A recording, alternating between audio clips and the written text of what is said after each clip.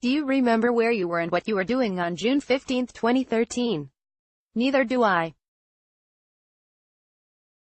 But you can bet your last dollar that Donald Trump is, because he was in Las Vegas at his Miss USA pageant meeting with Aras Agalarov and his Russian pop star son Emin about bringing Trump's Miss Universe pageant to Moscow later that year. Aras Agalarov, sometimes called the Trump of Russia, is a billionaire oligarch close to Vladimir Putin who runs a vast real estate empire, including the Crocus City development in Moscow.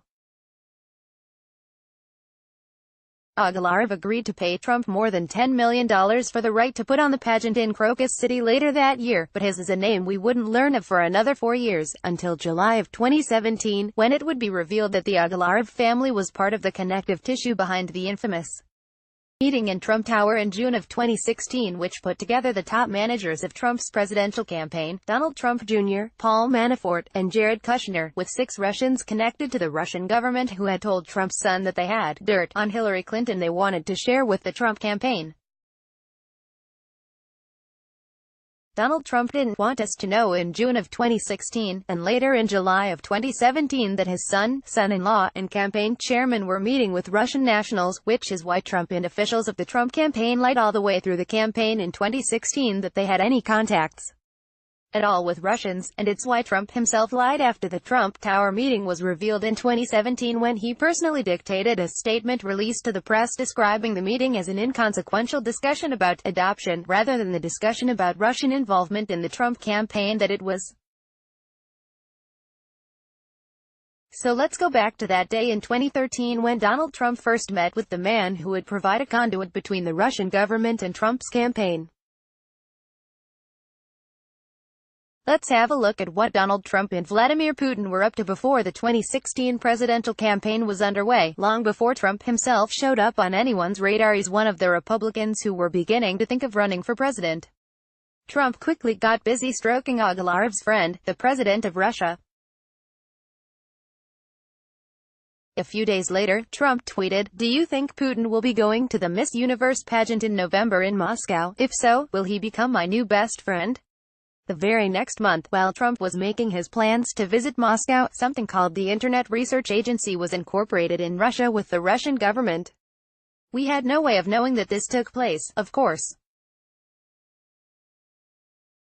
Nor did we know that in 2018, the Internet Research Agency and 12 of its employees would be indicted for infiltrating agents into the United States and setting up the Internet infrastructure necessary to carry out what the indictment called information warfare, in an attempt to interfere with the election of 2016 and defraud the United States government. So while the Internet Research Agency was staffing up in its offices in St. Petersburg, Donald Trump was talking about the president of Russia. Twice during the month of October, Trump flattered Putin. He told CNN host Larry King that Putin has done a really good job of outsmarting our country, and during an appearance on the David Letterman show, Trump called Putin a tough guy. "I met him once." The next month, Trump was in Moscow with the Miss Universe pageant. Trump had invited the Russian president to be his guest at the pageant, but the fact Putin passed didn't slow down Trump, however. He gave an interview to MSNBC, and when asked if Putin would be attending, Trump said, "I do have a relationship with Putin, and I can tell you that he's very interested in what we're doing here today. I do have a relationship with him. He's done a very brilliant job in terms of what he represents and who he's represented." Trump also received a phone call from Dmitry Peskov, Putin's top aide and press spokesman. Mr. Peskov would next be heard from in December of 2018, when he responded to a question about Michael Cohen's conviction for lying about Trump's Moscow Tower project by admitting that there had been emails and phone calls between the Russian government and Trump's representatives about Trump's Moscow Tower project, but denied that they had gone anywhere. The project was still alive in 2013, however. Trump had multiple meetings about his plans for a Trump Tower while in Moscow. He met with Vladimir Putin, an intimate of Vladimir Putin and the head of property management for the Kremlin, responsible for all major development projects in Russia. He had dinner with Agalarov and Herman Gref, the chief executive of Sberbank PJSC, Russia's biggest state-controlled bank. Trump met with one Alex Sapir, who was involved in the company that helped to develop the Trump Soho Hotel, along with Felix Sater, a convicted felon and FBI informant who will be testifying before the House Intelligence Committee next week.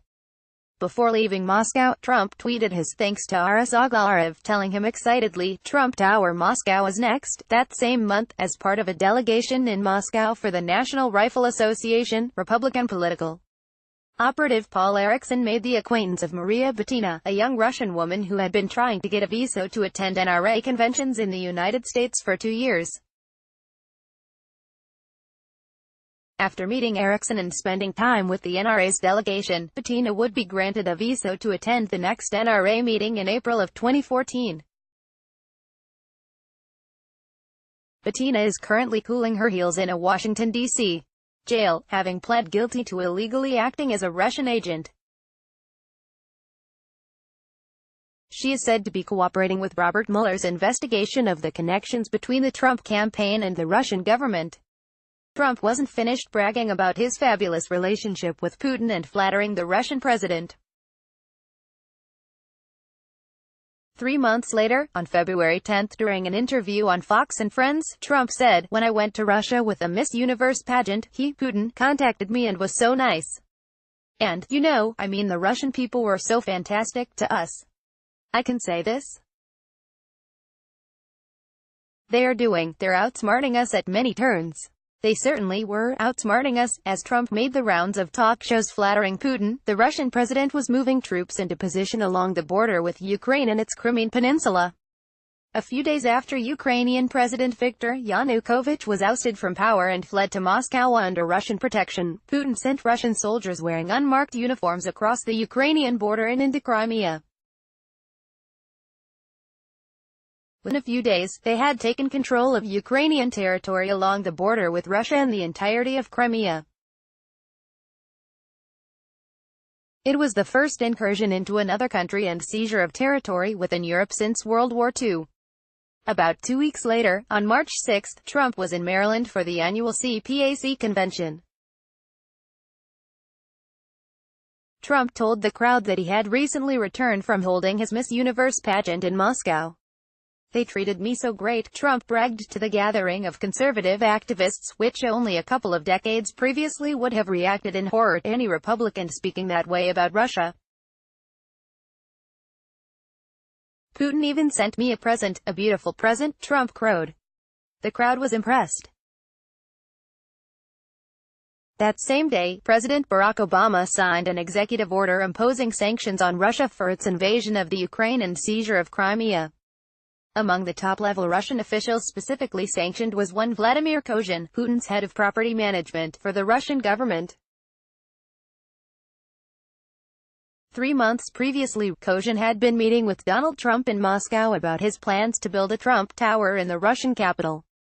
1 month later, on April 12, in an interview on Fox News, Trump told Eric Bolling that Putin has done an amazing job of taking the mantle, and he's taken it away from the President, Obama, and you look at what he's doing, so smart.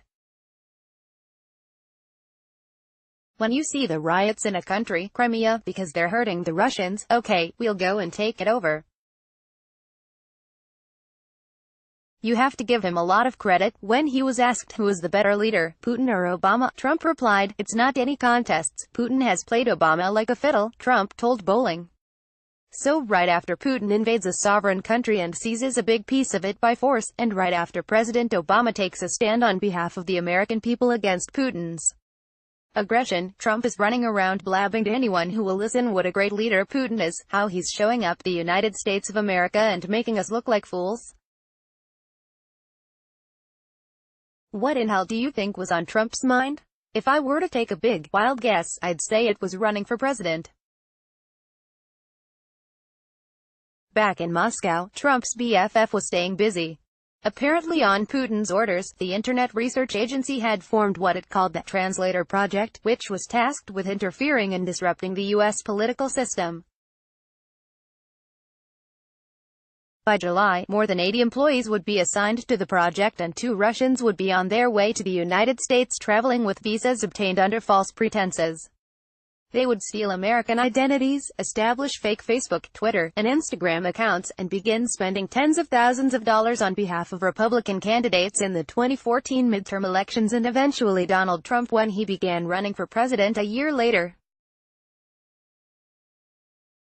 12 Russians working for the Internet Research Agency and Yevgeny Prigozhin would be indicted for interfering with the presidential election of 2016 and defrauding the U.S. government.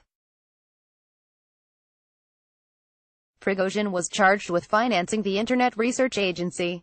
In Moscow, he is known as Putin's chef, a reference to restaurants he owns and dinners he has given for the Russian president.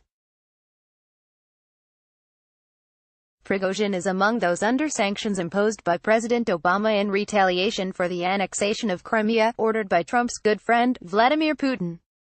In 2013 and 2014, we didn't know any of this. But one man did, Putin.